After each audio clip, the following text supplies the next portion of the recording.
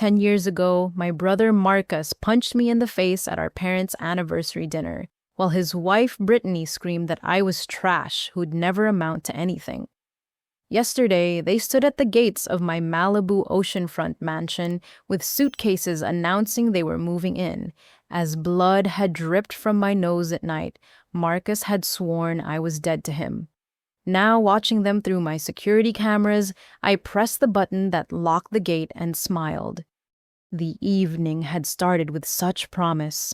I remember adjusting my dress in the parking lot mirror outside Chez Laurent, Sacramento's most elegant steakhouse, checking my reflection one final time.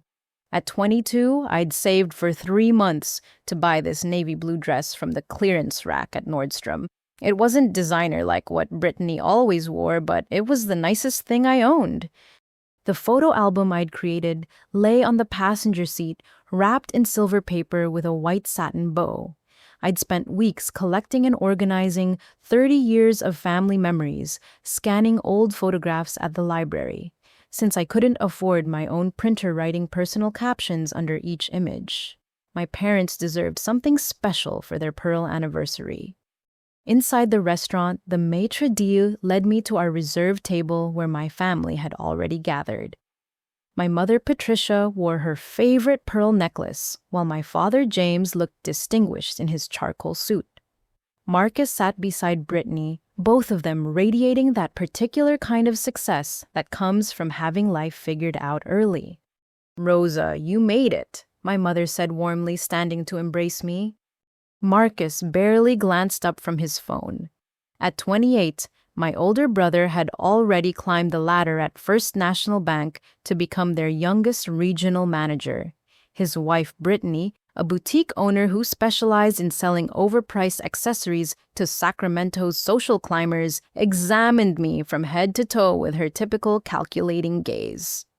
"Interesting choice of dress," Brittany said, her voice dripping honey over poison. "So brave of you to wear navy to an evening event." I chose to ignore her, settling into my seat and placing the wrapped album beside my plate. The restaurant hummed with sophisticated conversation and the gentle clink of fine china. Crystal chandeliers cast warm light over white tablecloths and roses. "How's work going, sweetheart?" my father asked, though his tone suggested he was asking more out of obligation than interest. "Actually, it's been incredible." I began, unable to contain my excitement. "The diner's been busy, which means good tips, and the night janitor position at the medical building pays time and a half on weekends. Plus, I've picked up more tutoring clients." Brittany's laugh tinkled like breaking glass. "3 jobs. How you're exhausting. Marcus and I were just talking about our upcoming vacation to Cabo. Sometimes I forget not everyone can afford to relax." Marcus squeezed her hand adoringly. "Not everyone has Brittany's business acumen. Her boutique just had its best quarter yet." I took a deep breath, reminding myself this wasn't about them. Tonight was about our parents. But I had news that couldn't wait any longer. News that might finally make my family see me as more than the struggling youngest child. "Actually," I said, my voice steady despite my racing heart, "I have an announcement." The table grew quiet. Even Marcus looked up from his phone. "I got into Stanford, the MBA program. They offered me a partial scholarship."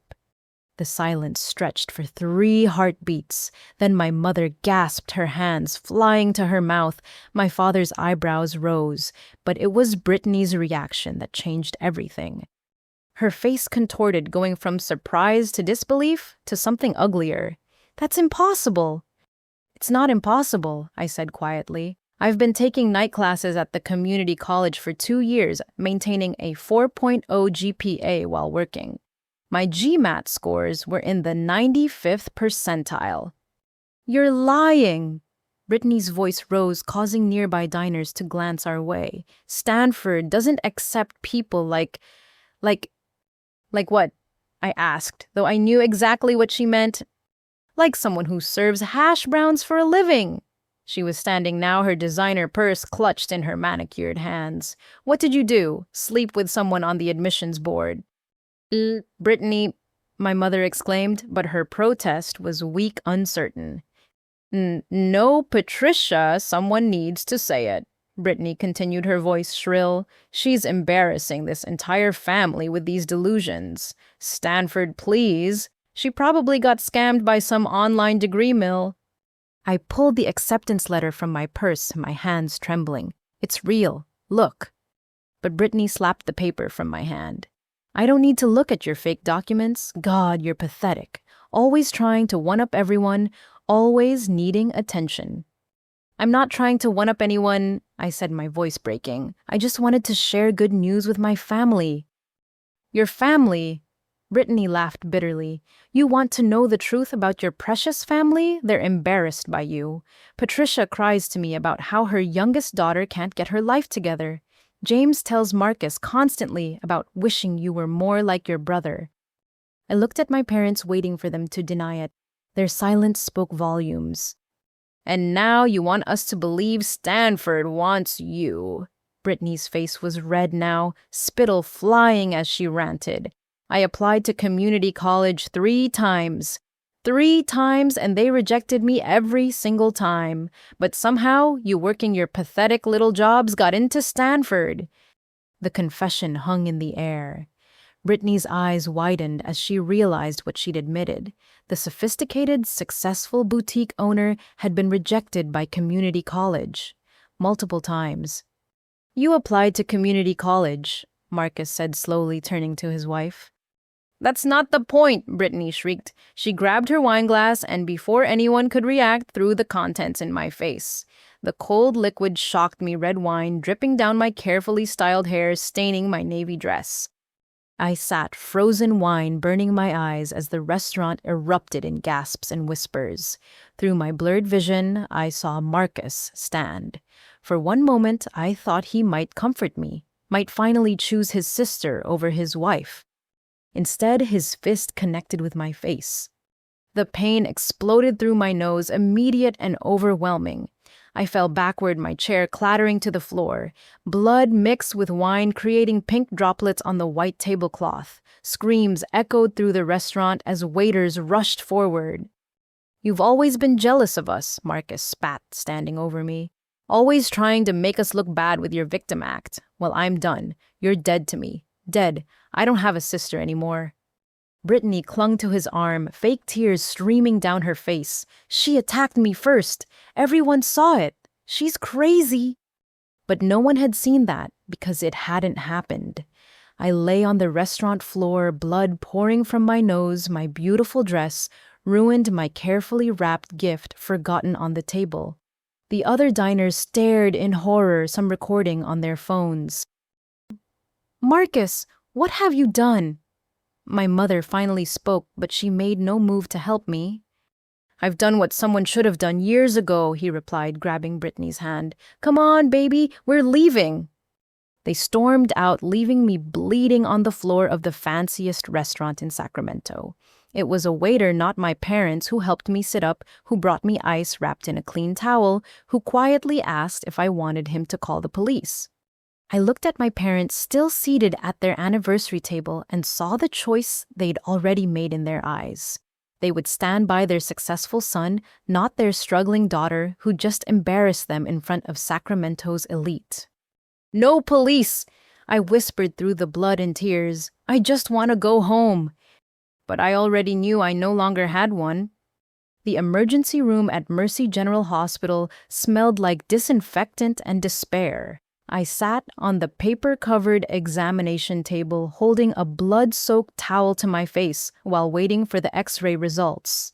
The triage nurse had taken one look at me and fast-tracked my case, though she'd raised an eyebrow when I mumbled something about falling downstairs. Definitely broken, the doctor announced, studying the films. Dr. Martinez was young, probably only a few years out of residency, with kind eyes that saw too much. Clean break, though. We'll need to reset it. I nodded beyond caring about the pain that would come. Nothing could hurt worse than the silence from my parents who I'd texted from the ambulance. 3 hours in the ER and not a single response. The procedure was quick but agonizing. Dr. Martinez packed my nose, taped a splint across the bridge, and handed me prescriptions for painkillers and antibiotics. "You'll have 2 black eyes by morning," she warned. "And that dress? Do you have someone who can bring you fresh clothes?" I looked down at my ruined navy dress, stiff with dried blood and wine. "I'll figure it out." "The man who did this," she said carefully. "Do you want to file a report? We have advocates who can help." It was my brother, I heard myself say, at our parents' anniversary dinner. Her expression shifted from professional concern to something deeper. Family violence is still violence. You have options. But what were my options, really? Press charges against Marcus and destroy what remained of my family? I thanked her and called an Uber, using the last of my tip money from the week. My phone finally buzzed as I waited outside the hospital. My mother. "Rosa, we need to talk about tonight." My heart lifted slightly. Maybe they'd realized how wrong this was. Maybe they'd choose me after all. I directed the Uber driver to my parents' house in Land Park, the same brick colonial where I'd grown up. They were waiting in the living room, still in their anniversary clothes. My father sat in his recliner, my mother perched on the sofa's edge. Neither stood when I entered looking like I'd gone 10 rounds in a boxing ring. Sit," my father commanded, gesturing to the chair across from them. I sat, hope and dread warring in my chest. "Your behavior tonight was completely unacceptable," my mother began. The words didn't compute. "My behavior? You provoked Brittany," she continued, twisting her pearl necklace. "You know how sensitive she is about education. Bragging about Stanford was cruel." "I wasn't bragging. I was sharing good news with my family." "Were you?" my father interjected. "Or were you trying to show up your brother? You've always been jealous of his success." I stared at them. These people who'd raised me, who I'd thought loved me unconditionally. He broke my nose. "Your son assaulted me in public." "Marcus is under tremendous pressure at the bank," my father said, as if that explained everything. "The regional manager position comes with significant stress," he simply snapped. "And Brittany's been struggling with fertility issues," my mother added. "They've been trying for 2 years. Your announcement, the way you delivered it, was like salt in a wound." How does me getting into Stanford have anything to do with her fertility? "Everything's always about you, isn't it?" My mother's voice turned to sharp. "You couldn't let us have one nice evening, one anniversary dinner without making yourself the center of attention." The pain medication wasn't touching the agony in my chest. "So you're taking their side, after what they did to me?" "There are no sides in a family," my father said firmly. "There's only peace or conflict. You need to apologize to Marcus and Brittany. Make this right." Apologize? For what? For achieving something, despite working 3 jobs, for having dreams beyond Sacramento. "For your attitude," my mother said, "for always playing the victim. Maybe if you spent less time feeling sorry for yourself and more time building relationships, you'd understand why Brittany feels threatened by you." I stood on shaking legs. "She feels threatened by me. She owns a boutique. Marcus makes 6 figures. They have a house in Granite Bay. I live in a studio apartment with a roommate and shower at the gym half the time because our hot water doesn't work. What possible threat could I be?" "This victim mentality is exactly what we're talking about," my father said. "Perhaps some time apart would do everyone good, until you can learn to consider others' feelings." Time apart. They were exiling me, choosing their successful son and his vindictive wife over their bloodied daughter. I left without another word, calling Kara from the Uber to warn her I was coming home looking rough. But when I arrived at our cramped apartment in South Sacramento, she was already packing a box. "I can't do this anymore," she said, not meeting my eyes. "The drama. First it was the 3 jobs keeping you out at all hours, then the studying now, this I need a roommate who doesn't bring chaos into my life." "Kara, please, it's been one night, one terrible night." "Your mom called," she admitted. "Told me what happened, said you attacked your sister-in-law and Marcus was defending her." That's not what happened. I don't care what happened. Kara shoved clothes into the box. I'm done. You've got a week to find somewhere else. But I didn't have a week. The next morning, I woke to find my few possessions in boxes outside the apartment door, the locks already changed. My face looked like I'd been mauled, purple bruises spreading under both eyes, nose swollen despite the splint. No apartment, no family, $700 to my name, and Stanford starting in 2 months. I spent that night in my 15-year-old Honda Civic parked behind the 24-hour fitness where I had a membership. At least I could shower there. The next 2 weeks blurred together as I worked my jobs while sleeping in my car, saving every penny for the move to Palo Alto. The call started on day 3, not from my parents or Marcus, but from extended family. "Rosa, honey, your mom told us about your breakdown," Aunt Linda said. "Attacking Brittany like that. Have you considered therapy?" "Cousin Rosa went crazy at a restaurant," I heard my teenage cousin whisper in the background. "Beat up Uncle Marcus's wife." Each call was worse than the last. My parents had crafted a narrative where I was the unstable one, the jealous sister who'd snapped and attacked poor innocent Brittany. Marcus was the hero who'd protected his wife. No one mentioned my broken nose or black eyes. No one asked for my version. By the end of the first week, I stopped answering calls altogether, but the voicemails kept coming, each one more poisonous than the last. Then, on day 10, a different message. Aunt Helen, my father's sister, who'd always been the rebel of the family. She'd moved to Portland years ago, distancing herself from the Sacramento clan. "Rosa, it's Helen. I heard the family's version of what happened, and frankly, it smells like bullshit. I know Marcus and I know that wife of his, but here's what you need to understand: they're never going to see the truth. They've got too much invested in the lie. Your parents need Marcus to be the golden child because it reflects well on them. So my advice, get the hell out. Go to Stanford. Build something they can't tear down. And don't look back. Trust me on this. I've been free for 10 years, and it's the best decision I ever made." I played the message 3 times sitting in my car outside the diner where I was about to work a double shift. Aunt Helen was right. They'd chosen their narrative, and I wasn't part of it. That night after my shift, I drove to a 24-hour Walmart and bought a burner phone. I sent one final text to my parents from my old number: "Going to Stanford as planned. Don't contact me again." Then I threw my phone in a dumpster behind the store. The next weeks were a blur of work saving and planning. I sold everything that wouldn't fit in my car: my bed, my books, my grandmother's china that my mother had given me when I moved out. Every dollar went into my Stanford fund. I worked my final shifts without telling anyone where I was going. Let them wonder. Let them create new stories about crazy Rosa who disappeared in the night. The morning I left Sacramento, I drove past my parents' house one last time.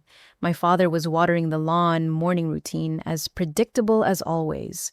He didn't look up as my battered Honda passed by, didn't know his youngest daughter was saying goodbye forever. I merged onto Interstate 80 with $843, a car full of clothes, and a Stanford acceptance letter that my family believed was fake. The California hills rolled by brown and gold in the August heat as I drove toward a future I'd have to build entirely alone. In my rearview mirror, Sacramento disappeared along with everyone who'd claimed to love me. The Stanford campus materialized before me, like something from a dream, all sandstone arches and red tile roofs under the California sun. Palm trees lined the main drive, and students on expensive bicycles wove between cars. My Honda, with its fading paint and duct-taped side mirror, coughed as I pulled into the visitor parking lot. $843. That's what stood between me and homelessness in one of the most expensive areas in the country. The partial scholarship covered tuition and books, but housing, food, and everything else that was on me. The financial aid office directed me to graduate housing where the cheapest option was $1,800 a month. The woman behind the desk didn't blink when she delivered this news, as if everyone had that kind of money lying around. "I'll need to think about it," I said, backing away from her desk. That night, I slept in my car again, parked on a quiet street in Palo Alto. The irony wasn't lost on me, accepted to one of the world's most prestigious universities, sleeping in a vehicle worth less than most students' laptops.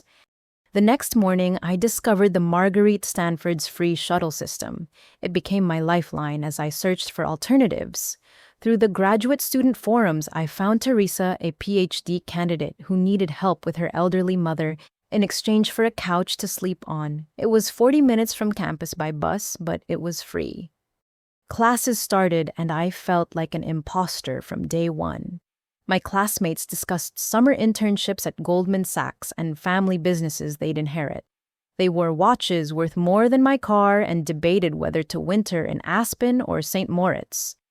"Where did you do your undergrad?" asked Bradley, a fellow first year with perfect teeth and a venture capitalist father. "Sacramento State," I replied, watching his interest evaporate. "Oh, cool, very diverse." I learned quickly that diverse was code for doesn't belong, but I was too exhausted to care about social hierarchies. Teresa's mother needed help at night, which meant I could work during the day. I found a position with campus security, working the 4 a.m. to noon shift before classes. The schedule was brutal. Security shift from 4 to noon, classes from 1 to 6, bus to Teresa's house, help with her mother until midnight, sleep from midnight to 3:30, repeat. I studied on the bus in break rooms between security rounds. The 24-hour donut shop on El Camino Real became my office, nursing a single coffee for hours while using their Wi-Fi. The owner, Mr. Park, eventually took pity on me, sliding free donuts across the counter when I looked particularly exhausted. By October, the exhaustion was visible. I'd lost 15 pounds I couldn't afford to lose. My clothes hung loose, and dark circles had become permanent fixtures under my eyes. During a financial modeling class, I dozed off, jerking awake when my head hit the desk. "Miss Rosa, please see me after class." Professor Chen announced, his voice cutting through my fog. I waited while my classmates filed out, several smirking at the girl who couldn't stay awake. Professor Chen, a compact man in his 50s with silver threading through his black hair, studied me over his wire-rimmed glasses. "You're failing my class," he said bluntly. "I know, I'm sorry. I'll do better." "You're one of my brightest students when you're conscious," he continued. "Your test scores are exceptional, but participation is 30% of the grade, and unconsciousness doesn't count as participation." Tears threatened, but I forced them back. I'd cried enough in Sacramento. "I understand. I'll figure it out." "Oh, sit," he commanded, pointing to a chair. "Tell me why you're sleeping in my class." "It won't happen again." That wasn't my question. Something in his tone broke through my defenses. Maybe it was exhaustion, maybe desperation, but I found myself telling him everything. The security job, Teresa's mother, the donut shop study sessions, the $800 I'd started with, now down to less than $200. Professor Chen listened without interrupting, his expression unreadable. When I finished, he leaned back in his chair. "You work security?" "Yes, sir, 4 to noon shift." "And you're managing a B+ average while essentially homeless and working 40 hours a week." I hadn't thought of it that way. "I have a couch. That's not homeless." "Ms. Rosa, I've taught here for 20 years.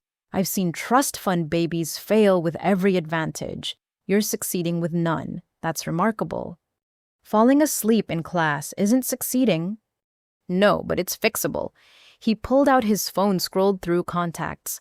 "I need a research assistant. 20 hours a week, flexible schedule, pays enough to afford actual housing. Interested?" My mouth opened, closed, opened again. "Why would you help me?" "Because 25 years ago, I was sleeping in my car outside MIT, working 3 jobs to afford my PhD. Someone gave me a chance. Now I'm paying it forward." The research assistantship changed everything. The pay allowed me to rent a tiny studio apartment within biking distance of campus. I could quit the security job, sleep more than 3 hours a night, actually engage in classes. But more than that, Professor Chen became a mentor. He pushed me intellectually, challenging me to think beyond survival. During one late-night research session, he noticed me sketching app interfaces in my notebook margins. "What's this?" he asked, pointing to my drawings. "Just an idea. Small businesses waste so much time on inventory management. I was thinking about a simple app that could streamline everything." "Show me more." I'd been developing the concept during my security rounds, thinking about all the small business owners I'd known in Sacramento who struggled with basic operations. The app would be intuitive, affordable design for people like my former boss at the diner who kept inventory on paper napkins. "This has potential," Professor Chen said. "Real potential. Have you heard of the Stanford Venture Competition? That's for real entrepreneurs, people with connections and capital. It's for people with ideas. The rest can be learned." He was right, of course. With his guidance, I refined the concept, built a prototype using YouTube tutorials and sheer determination. My classmates had family money for developers. I had caffeine and stubbornness. The preliminary rounds were intimidating. I pitched to panels of venture capitalists and successful entrepreneurs wearing my one good suit while surrounded by classmates in designer clothing. But when I demonstrated, the app showed the market research explained how it would democratize inventory management for small businesses, they leaned forward. I made it to the finals. The grand prize was $50,000 and access to an accelerator program. The night before, I couldn't sleep, running through my presentation until the words blurred together. The auditorium was packed. My classmates filled the seats, most expecting me to fail. I saw Bradley whisper to his girlfriend, both smirking at the scholarship girl who thought she could compete. I took the stage, my prototype on the screen behind me. For 10 minutes, I forgot about sleeping in cars, about broken noses and family betrayal. I talked about small business owners, about leveling playing fields, about technology that served people instead of replacing them. The judges asked hard questions. I answered them. They pushed back. I pushed harder. When the presentations ended, we waited in the lobby while they deliberated. "Nice effort," Bradley said, fake sympathy was dripping from his voice. "These things are usually won by people with more experience." But when they called my name as the winner, his face went slack. $50,000. Real money. Enough to change everything. The head judge, a woman named Catherine Wu, who'd built a billion-dollar company from nothing, approached afterward. "Your app is good," she said, "but you're better. I want to invest. $2 million to start with access to my network." I nearly fainted. $2 million? Contingent on a background check, standard procedure. Can you start the paperwork tomorrow? Yes, absolutely, thank you. But the background check revealed the police report from the restaurant incident. Marcus had been listed as the perpetrator, family violence noted in the file. Catherine called me to her office in San Francisco, my dreams crumbling with each floor the elevator climbed. "Explain this," she said, sliding the report across her glass desk. So I did. The truth this time, every ugly detail. "Your brother assaulted you for getting into Stanford." His wife threw wine first, but yes. She studied me for a long moment. "And your family took his side." "They said I provoked it by sharing good news." "Miss Rosa, I've built my career on reading people. You want to know what I see? Someone who refuses to be broken. That's rarer than any MBA. So the deal? Or stands, with one modification. I want Professor Chen on the advisory board. He vouched for you quite passionately." I signed the papers with shaking hands. $2 million. Not charity, not pity, but investment in my ideas and capabilities.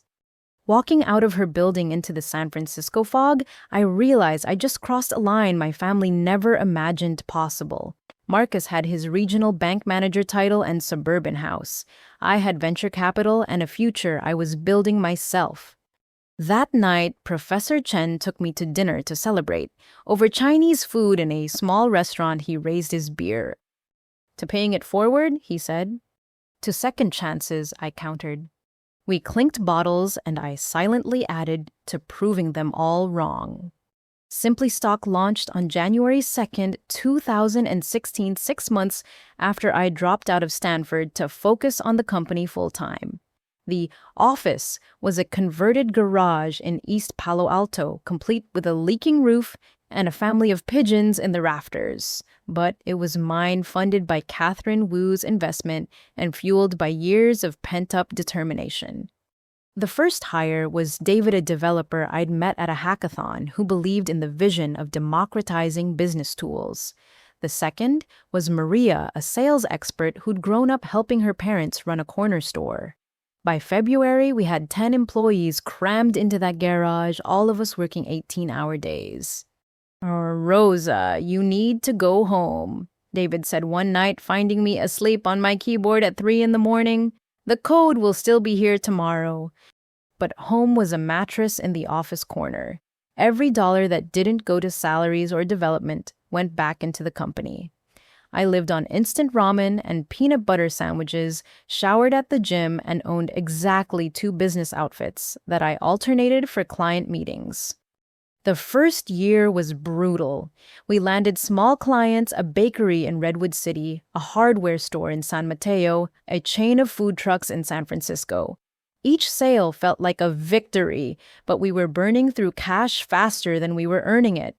Payroll was a monthly miracle. "We need bigger clients," Maria said during a team meeting, rain dripping through the ceiling into strategically placed buckets. "The small businesses love us, but we can't scale fast enough." She was right, but larger businesses meant enterprise features, more robust infrastructure, things that required capital we didn't have.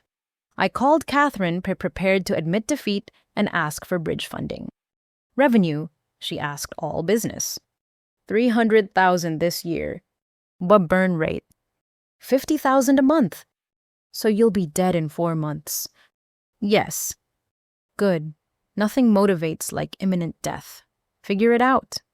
She hung up. No rescue coming. Sink or swim time. The breakthrough came from an unexpected source.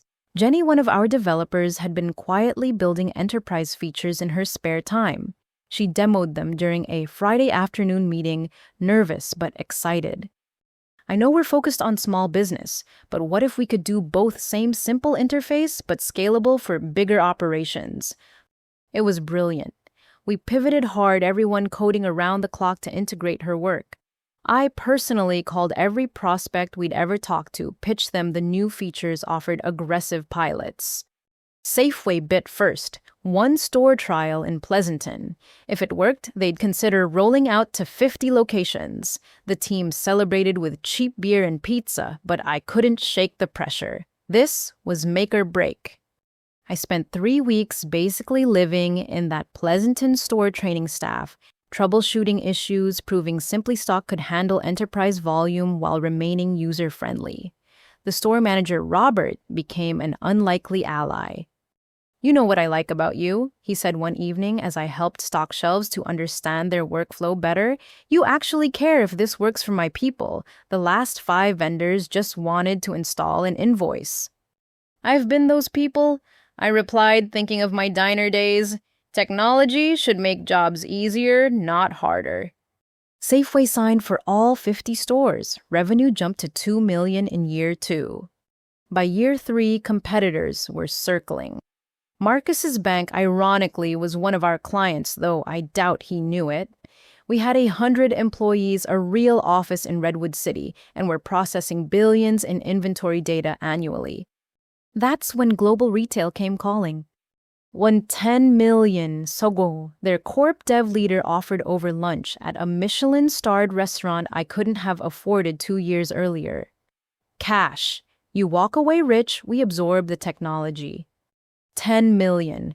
More money than my family would see in multiple lifetimes. I could buy a house, travel, never worry about money again. The old Rosa, the one sleeping in cars and showering at gyms, screamed to take it. "No, thank you," I heard myself say. 15 million, final offer. Simply Stock isn't for sale. He laughed not kindly. "Every company is for sale. You're what, 26? Take the money, kid. Start something else."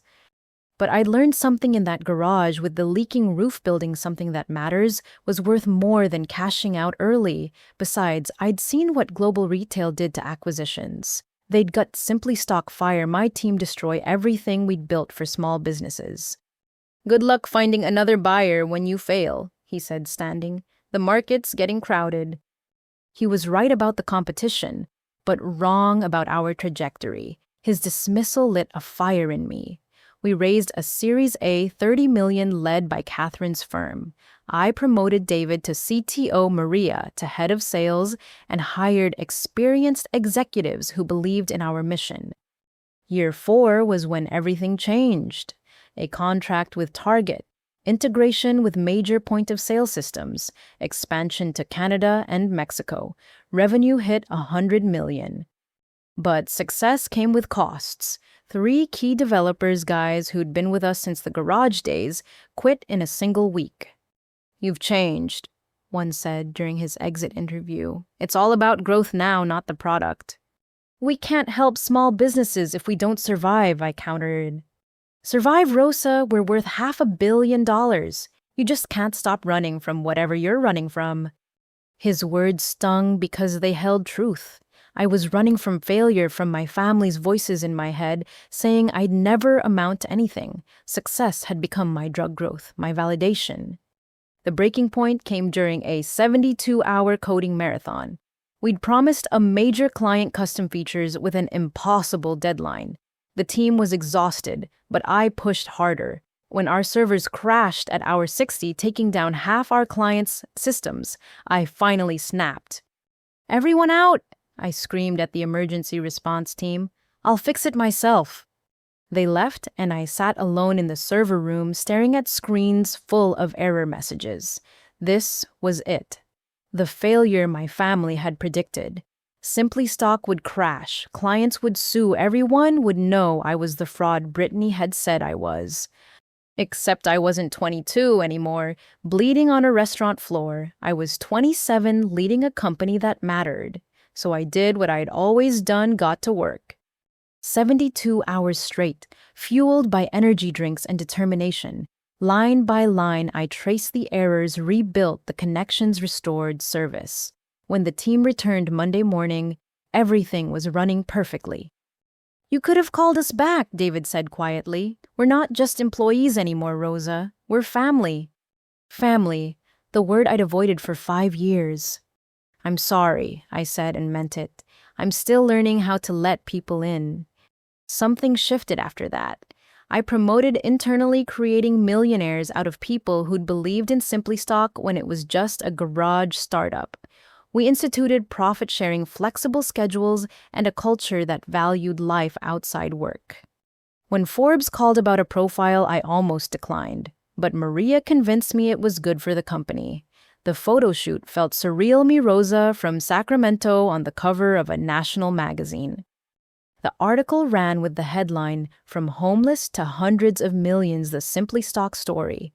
They'd done their research, mentioning my estrangement from family and rise from adversity. But the focus was on the company, the innovation, the impact on small businesses. I was in Tokyo finalizing our Asian expansion when the news broke. Simply Stock's IPO valued us at $1 billion. My stake, $300 million.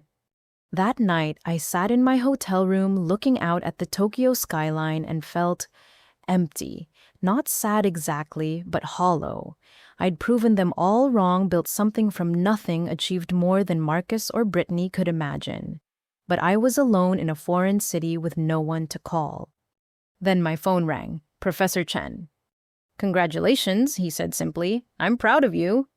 "Thank you," I whispered, tears finally coming. "For everything." "This isn't the end, Rosa. It's the beginning.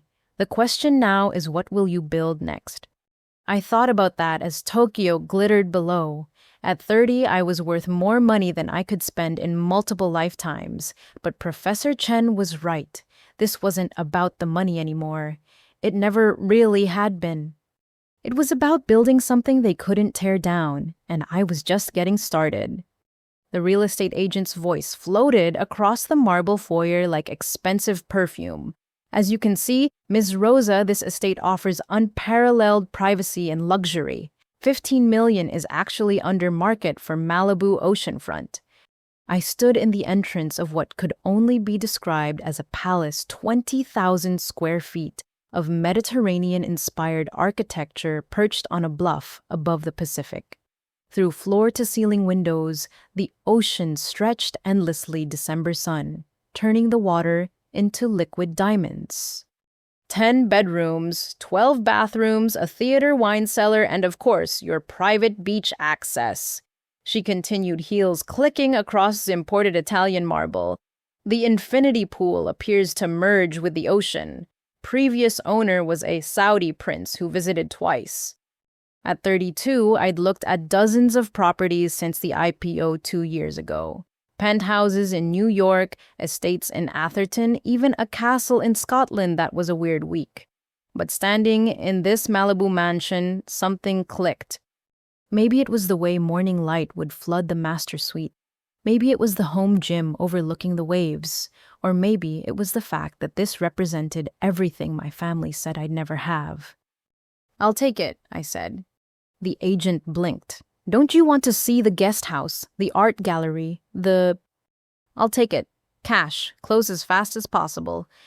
3 weeks later, I signed papers that transferred $15 million for a house I could have lived in 5 times over.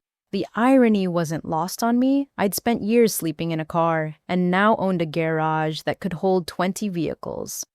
Moving in was surreal. My possessions filled maybe 2 rooms. The rest echoed with a possibility and too much space. I hired a designer but kept overruling her suggestions. "You need warmer touches," she insisted, holding fabric samples. "This feels like a hotel, not a home." She was right, but I didn't know how to make a place feel like home.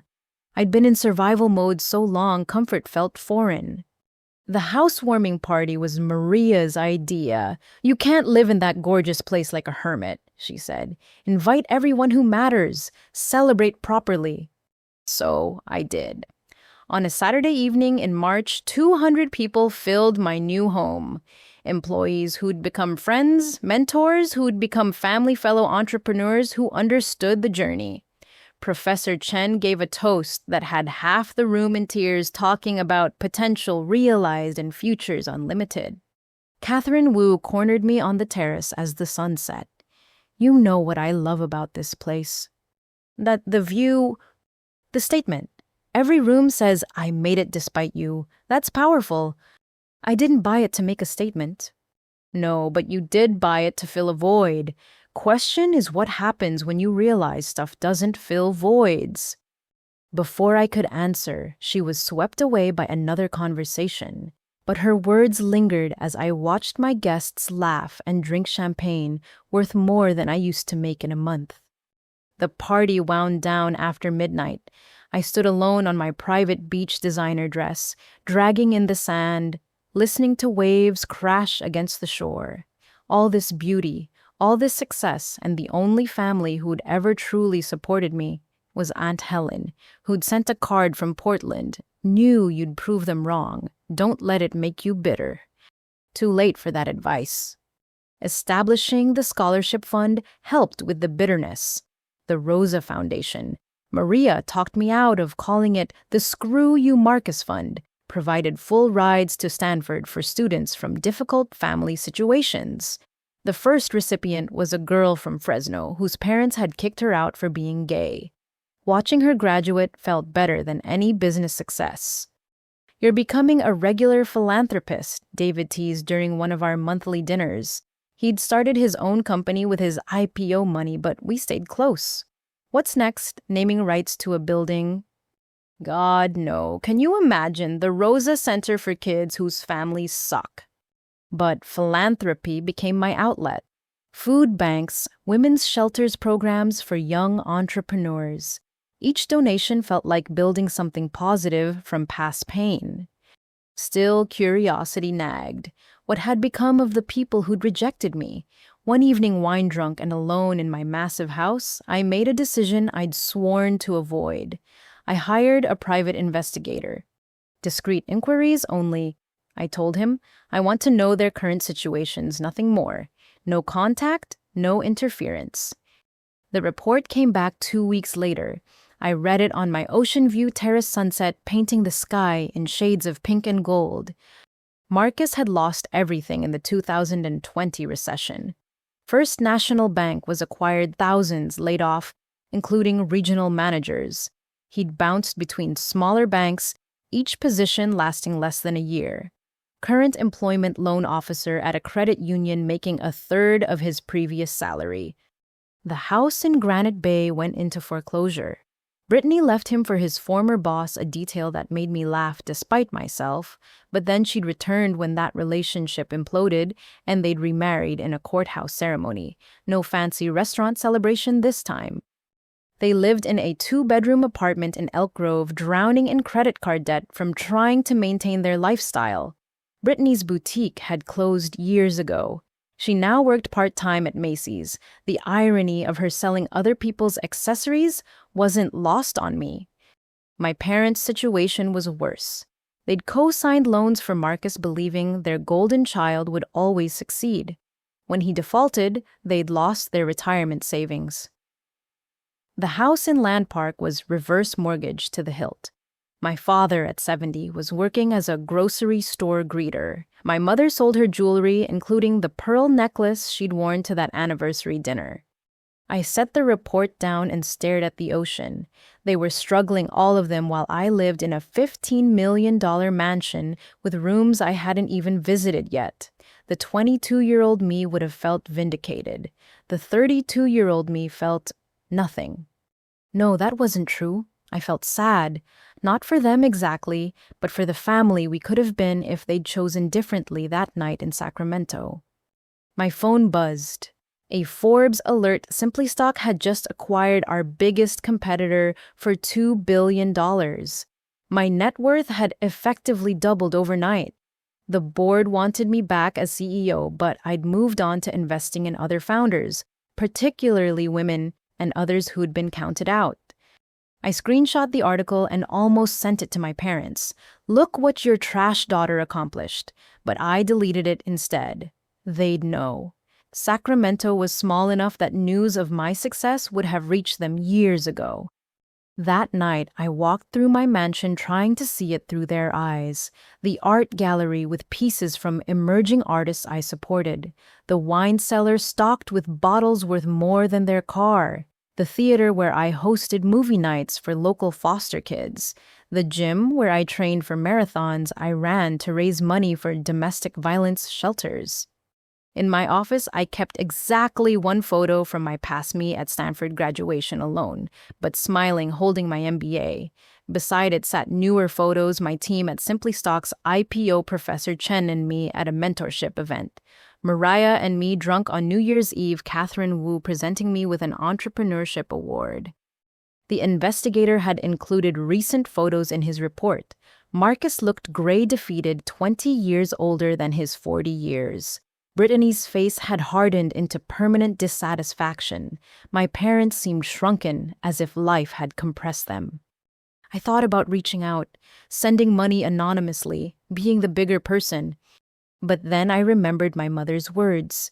Your behavior tonight was completely unacceptable. I remembered my father defending Marcus, the extended family, believing lies, the silence when I'd needed them most. They'd made their choice in a Sacramento restaurant 10 years ago. Now they lived with the consequences, just as I lived with mine. I poured myself wine, a $2,000 bottle I'd been saving for a special occasion, and raised a toast to the empty room. To family, I said to the ocean view, the ones we choose, not the ones we're born to. Tomorrow, there was a scholarship recipient to meet a company to evaluate for investment, a life to live on my own terms. But tonight I sat in my earned palace by the sea, surrounded by the beautiful echoes of everything they said I'd never achieve. The waves crashed below, indifferent to human drama, and I found peace in their rhythm. Some voids couldn't be filled with money or mansions or success, but they could be accepted, integrated, transformed into fuel for lifting others. That would have to be enough. The alert from my security system came through at 2:43 on a Thursday afternoon. I was in my home office reviewing pitch decks from female founders when my phone buzzed with the notification, "Visitors at main gate." The security system was state-of-the-art, installed after a few overeager Simply Stock fans had tried to scale the fence. 20 cameras covered every angle of the property, motion sensors lined the perimeter, and the gates required either a code or manual approval to open. I pulled up the gate camera feed on my desktop monitor, expecting to see a delivery truck or lost tourists who'd taken a wrong turn on Pacific Coast Highway. Instead, my coffee mug slipped from my hand, shattering on the marble floor. Marcus, Brittany, standing at my gate with matching luggage sets. 10 years of carefully maintained distance destroyed in an instant. They looked older, worn down by life in ways that even the investigators' photos hadn't captured. Marcus's hair had thinned dramatically, his once confident posture replaced by a slight hunch. Brittany's designer clothes had been replaced by outlet mall approximations, her face puffy and lined. They were pressing the call button repeatedly, urgently, as if persistence would make me answer faster. Brittany held a handwritten sign pressed against the gate camera. "We're family, please forgive." My hands shook as I enlarged the feed. Behind them sat a beat-up Toyota Corolla with Nevada plates, trunk still open, more suitcases visible inside. They'd driven from Sacramento, no, from wherever they'd fled after losing everything. The car looked like it might not survive at another 100 miles. I sat frozen, watching them on the screen. Some part of me had always known this day would come. Success like mine didn't stay secret, especially with Forbes articles and business magazine covers, but I'd imagined I'd feel triumph when it happened. Instead, my stomach churned with a mix of anxiety and rage. The intercom crackled to life. Marcus had hit the speaker button. "Rosa, Rosa, we know you're there. We can see the cameras moving. Please, we need to talk." His voice was different. The authoritative Big Brother tone had been replaced by something desperate, almost pleading. But I could still hear echoes of that night in Sacramento, the certainty in his voice when he'd declared me dead to him. "Rosa, it's Brittany. We've made mistakes. We've come to apologize. Face to face, like family should." Like family should. As if family punched you in the face for achieving something. As if family spread lies about you to everyone who'd listen. As if family chose sides based on who had the bigger bank account. I walked to the intercom panel, finger hovering over the button. One press and I could tell them exactly what I thought of their apology. But something made me switch to camera-only mode, first letting me see them without revealing myself. "I know you can hear us," Brittany continued, mascara starting to run in the afternoon heat. "We've been driving for 12 hours. We're exhausted. Can we at least come in and use your bathroom?"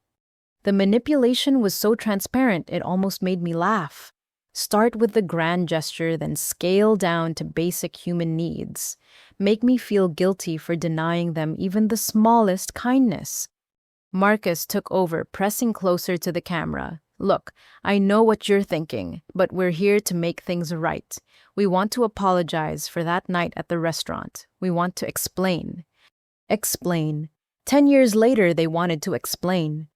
But I found myself pressing the intercom button, not to let them in, but to finally speak to the people who'd shaped my life through their cruelty.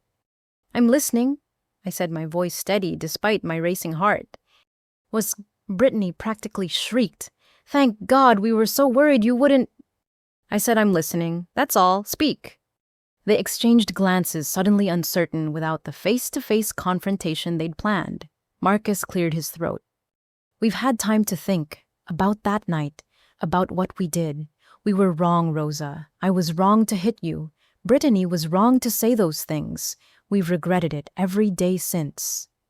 "Every day?" I asked, ice creeping into my tone. "Is that why you told the entire family I attacked Brittany? Why you let them believe I was mentally unstable? Why you celebrated when I left Sacramento?"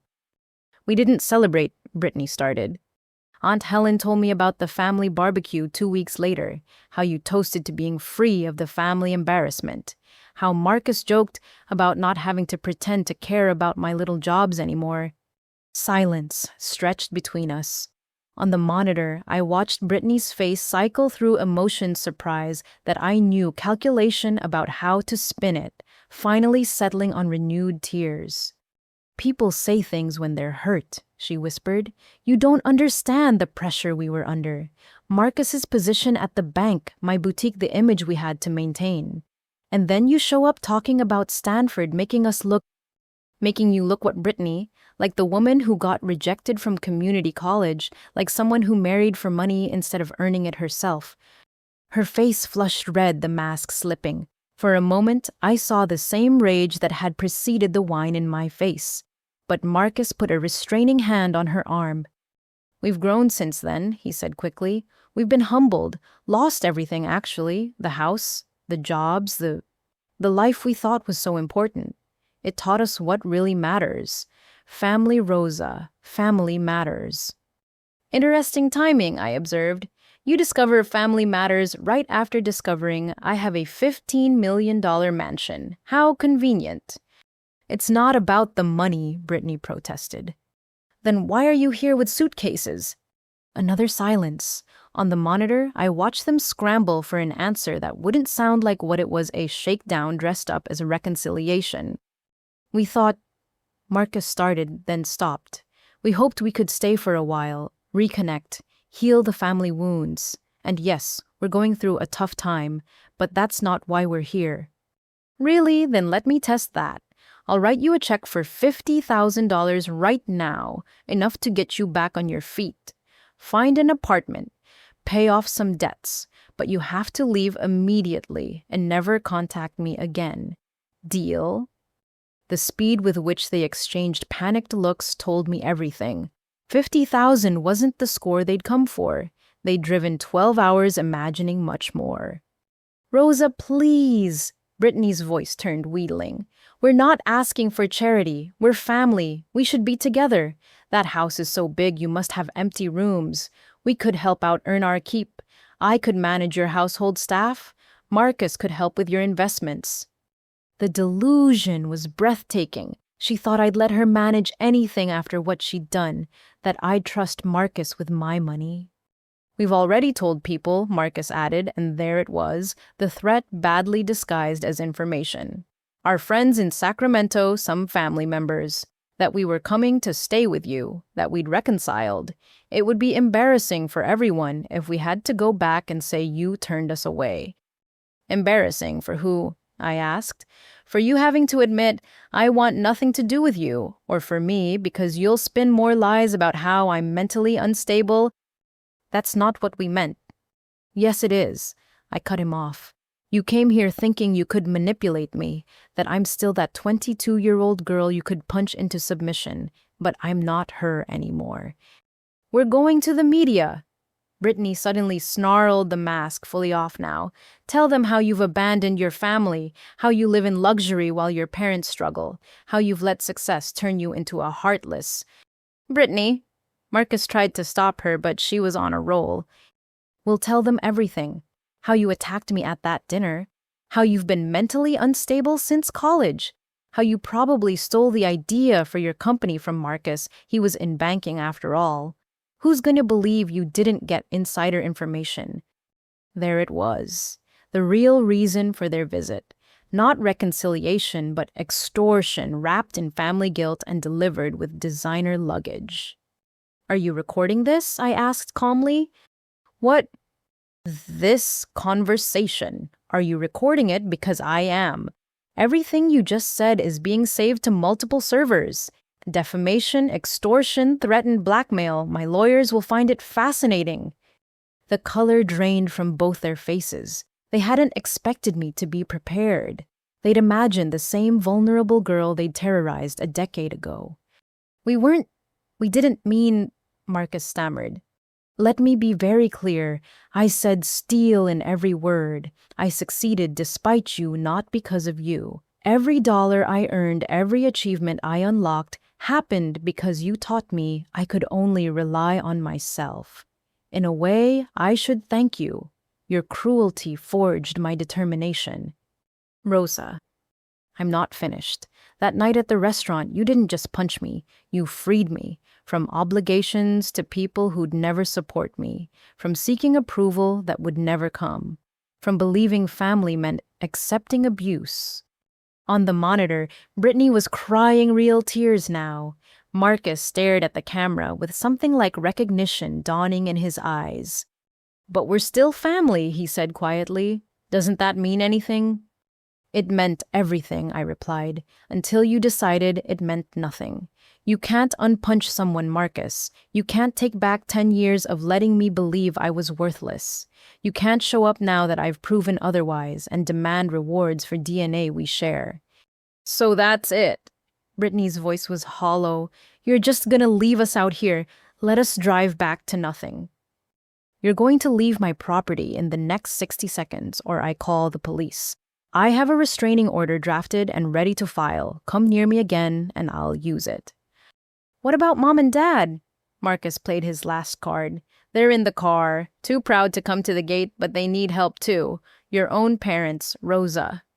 I switched camera views. There they were, sitting in the Corolla's back seat. My mother clutching her purse, my father staring straight ahead. They'd come to collect what they thought I owed them, but couldn't even bring themselves to ask directly. For a moment I wavered. These were the people who'd raised me, fed me, clothed me for 18 years. Didn't I owe them something? Then I remembered my mother's words. Your behavior tonight was completely unacceptable. I remembered my father making excuses for Marcus. I remembered being alone in the hospital with a broken nose while they comforted my attacker. Tell them I paid my debt by becoming something despite their predictions. Tell them the daughter they declared an embarrassment built an empire. Tell them I learned the greatest lesson they never meant to teach, that real family is chosen, not born. You're making a mistake, Marcus said desperately. We could help each other, be a real family again. We were never a real family, I replied. Real families don't require success to show support. Real families don't punch down. Real families choose love over image. 60 seconds are up. I pressed another button, activating the automated security message. You are trespassing on private property. Leave immediately, or law enforcement will be called. On the monitor, Brittany was screaming something I couldn't hear over the recorded warning. Marcus was shaking the gates like he had 10 years ago, demanding I let him in. But they were just bars of iron, and I was no longer within his reach. My head of security, James, appeared in my office doorway. Ms. Rosa, I see we have an issue at the main gate. Should I intervene? James was former LAPD 6'4", built like a linebacker. I'd hired him after the stalking incident, and he took his job seriously. Please escort them off the property, I said. They're trespassing. If they resist, call the police. Yes, ma'am. I watched on the monitors as James approached the gate in his security uniform. The moment Marcus and Brittany saw him, their demeanor changed. The screaming stopped. They backed away from the gate, suddenly remembering they were on camera being recorded trespassing at a mansion in Malibu, where police responded quickly to protect wealthy residents. James spoke to them calmly but firmly. Within minutes, they were getting back in their car. I switched to the driveway camera to watch them leave. As the Corolla pulled away, I caught a glimpse of my parents in the back seat. My mother was crying. My father finally turned to look back at the mansion, at what his youngest daughter had built without them. I wondered what he saw. The house, the success, the life they'd never imagined I could create. Or did he see the girl he'd failed to protect, now strong enough to protect herself?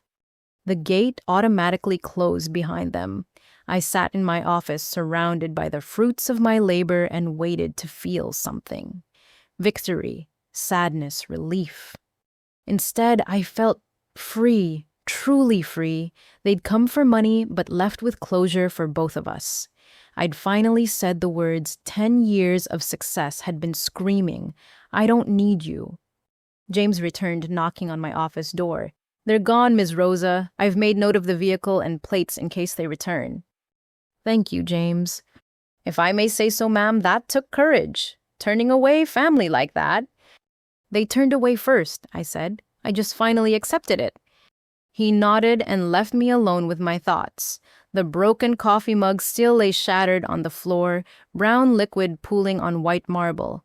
I grabbed paper towels and cleaned it up myself, the simple action grounding me. My phone buzzed with a text from Maria. "Dinner tonight, that new place in Beverly Hills." Then another from David. "Pitch meeting moved to 4. The AI startup looks promising." "Professor Chen, lunch tomorrow, want to discuss the new scholarship recipients."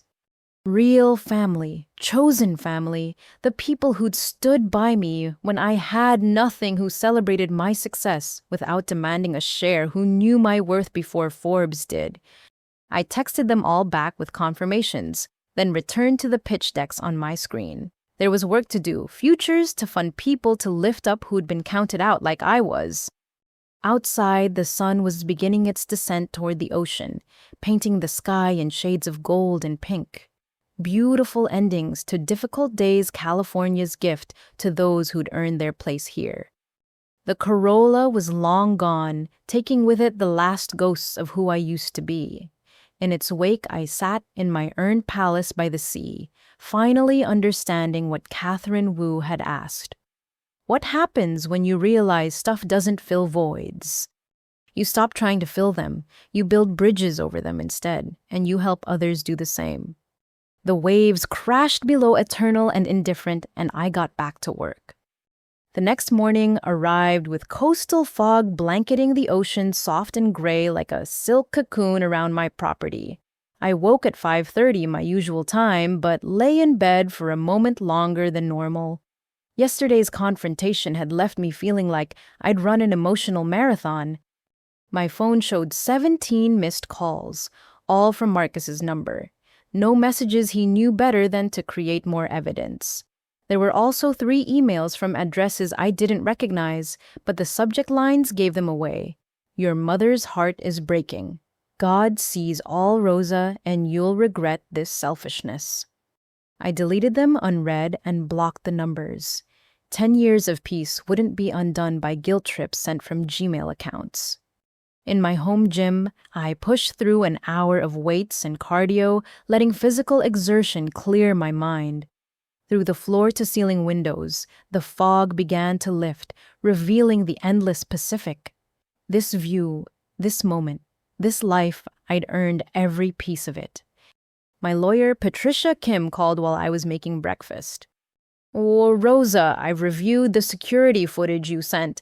If they contact you again, or show up at any of your properties, we have everything needed for a restraining order.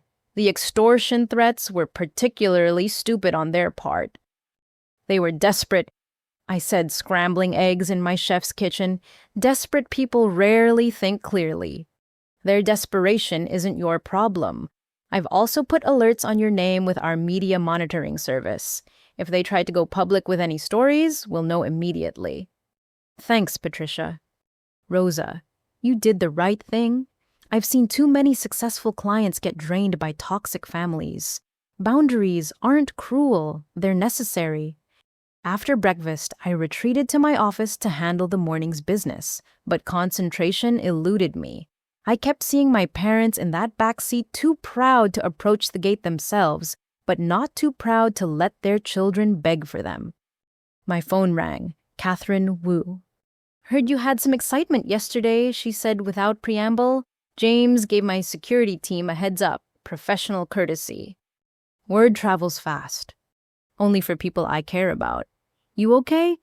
I considered lying, giving the standard "I'm fine" that strong women were supposed to default to, but Catherine had become more than an investor over the years. She was a mentor, maybe even a friend.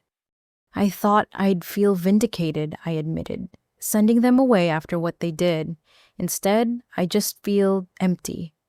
Because you're grieving, she said simply, not for who they are, but for who they should have been. The family you deserved but didn't get. That's a real loss, Rosa. They made their choice 10 years ago. And you made yours yesterday. Doesn't mean it doesn't hurt. Listen, I'm having lunch at the peninsula. Join me. My treat. I almost said no, wanting to wallow in solitude, but isolation had been my default for too long. I'll be there. The Peninsula Beverly Hills was Catherine's power lunch spot, where she'd closed deals worth billions over lobster bisque. I found her at her usual table, already deep in conversation with someone I didn't recognize. Rosa. She stood embracing me warmly. This is Dr. Sarah Chen, no relation to your Professor Chen. She runs a non-profit focused on family estrangement and healing. I thought you two should meet. I shot Catherine a look that said, "Really?" but shook Sarah's hand politely. She was younger than I expected, early 40s maybe, with kind eyes behind designer glasses. "Catherine's told me a bit about your story," Sarah said as we settled in, "though I'd love to hear it from you if you're comfortable." "I'm not looking for therapy," I said flatly. Good, because I'm not offering it. I'm looking for donors who understand the complexity of family trauma and the courage it takes to break cycles. That caught my attention. Over Caesar salads and iced tea, Sarah explained her organization. They provided resources for people estranged from toxic families, support groups for those struggling with guilt over boundaries, and most importantly, education to help society understand that, but their family wasn't a reason to accept abuse. We estimate that 15% of adults have cut contact with at least one family member, Sarah said. Yet there's so much shame around it, so much pressure to forgive and forget, even when forgiveness enables further harm. "Tell me about your programs," I said, genuinely interested now. Sarah lit up, describing support groups, online resources, training for therapists who often pushed reconciliation without understanding abuse dynamics. As she talked, I felt something shift inside me. This wasn't just about my story. Millions of people face the same impossible choice between self-preservation and societal expectations of family loyalty. "We're small," Sarah admitted. "Annual budget of about $2 million, but the need is so much greater." Catherine smiled at me over her wine glass. She'd set this up perfectly, knowing I'd never seek help for myself, but would jump at the chance to help others. "I'll fund you for 5 years," I heard myself say. $5 million annually, but I want to see expansion plans. Support groups in every major city, online resources available globally, and a scholarship program for people whose families cut them off financially for setting boundaries. Sarah's mouth fell open. "Are you serious?" "Rosa doesn't joke about money," Catherine said dryly. "Well, she doesn't joke about much, actually. Working on that." "I also want a campaign." I continued, ideas flowing now. Billboards, social media, mainstream media. Normalize the idea that toxic is toxic even when it shares your DNA, that choosing yourself over abuse is strength, not selfishness. This is incredible," Sarah managed. "With this funding, we could help thousands of people, maybe millions." After lunch, Catherine walked me to my car. "Feel better." "You manipulated me," I said, but without heat. "I gave you an opportunity to transform your pain into purpose. There's a difference." She was right, of course. I'd built Simply Stock from the pain of being dismissed. Now I could build something else from the pain of being discarded. That evening, I sat on my terrace with a glass of wine, watching the sun paint the ocean in shades of amber and rose. My phone sat silent beside me. No more calls from Marcus, no more guilt-laden emails. They'd given up for now. But I knew they'd try again eventually, maybe in a year when their situation got worse, maybe in 5 when they saw another article about my success. The difference was I no longer feared that confrontation. I'd said what needed saying. I'd chosen myself finally and completely. Yeah, my phone did buzz once a text from the scholarship recipient I'd met last week. Ananya, a brilliant young woman whose parents had disowned her for refusing an arranged marriage. Ms. Rosa, I got the internship at Google. Thank you for believing in me when my own family wouldn't. You saved my life. I smiled, texting back congratulations and an offer to celebrate when she returned from orientation. This was what mattered, not the family who'd rejected me, but the chosen family I was building one saved life at a time. A memory surfaced, suddenly standing in that Sacramento restaurant, blood dripping from my nose, my parents choosing their golden son over their broken daughter. I'd thought it was the end of everything. Instead, it had been the beginning. The beginning of discovering my own strength, of building something from nothing, of learning that family isn't about blood, but about who shows up when you're bleeding, of understanding that sometimes the greatest gift toxic people can give you is their absence. I raised my wine glass to the setting sun, to the 10 years that had brought me here, to the family who'd freed me by failing me. Thank you, I whispered to the ocean breeze. Thank you for showing me exactly who you were so I could become exactly who I am. The waves crashed below, eternal and indifferent, washing away footprints and pain alike. Tomorrow there would be new companies to evaluate, new scholarships to award, new futures to fund. But tonight I sat in my earned peace, understanding finally that revenge wasn't about proving them wrong. It was about proving yourself right. My phone rang one more time, Professor Chen checking in as he did every few weeks. How are you, Rosa? I'm good, I said and meant it. Really, truly good. The family showed up yesterday. I sent them away. And how do you feel about that? Free, I said without hesitation. I feel free. Good. Freedom is what you've been building toward all along. The money, the success, those were just the tools. The real achievement was breaking the chains they put on you. When did you get so philosophical? When my favorite student built an empire from ashes, makes an old professor think about legacies. We talked for an hour as darkness settled over the Pacific. He told me about new research promising students his plans for retirement that I knew he'd never follow through on. I told him about the nonprofit funding the scholarship recipients, the companies I was evaluating. Normal conversation, chosen family checking in, the life I'd built without the people who'd said I'd amount to nothing. After we hung up, I made one final decision. Opening my laptop, I created a new document and began typing. The Rosa Foundation announces the launch of the Phoenix program, providing comprehensive support for individuals rebuilding their lives after family estrangement. Services will include financial assistance, career counseling, mental health resources, and community building initiatives. Too often we tell people that family is everything, said founder Rosa Martinez. But when family becomes a source of harm rather than healing, choosing yourself isn't selfish, it's survival.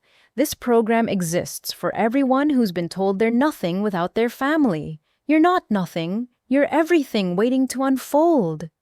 I sent it to my PR team with instructions to release it tomorrow. Let my family see it. Let them understand that their cruelty had birthed compassion. Their rejection had created refuge for others like me. The last lesson they taught me without meaning to, sometimes the most powerful thing you can do is succeed, not despite those who hurt you, but because they freed you to become who you were always meant to be. I closed my laptop and headed inside, leaving the terrace doors open to let the ocean air flow through my home. In the kitchen, I made tea and smiled at the sound of it, such a small, normal thing in such an abnormal life. But that was the point, wasn't it? Building a life so full, so rich, so purposeful that the absence of toxic people wasn't a void, but a gift, an open space where chosen family could flourish. My phone lit up with responses to a group text I'd sent earlier. Maria, proud of you for yesterday. Drinks Friday to celebrate your freedom. David, You're the strongest person I know. Also, I'm bringing cookies to the meeting tomorrow. Catherine, that nonprofit funding was genius. Let's discuss scaling it nationally. Professor Chen, remember your worth was never determined by their acceptance. Rest well.